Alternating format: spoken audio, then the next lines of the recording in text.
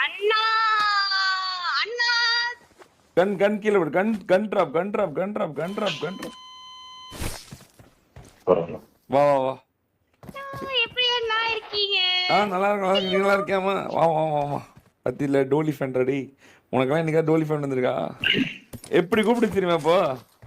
டீமப் பண்ணி செத்தாங்கண்ணா.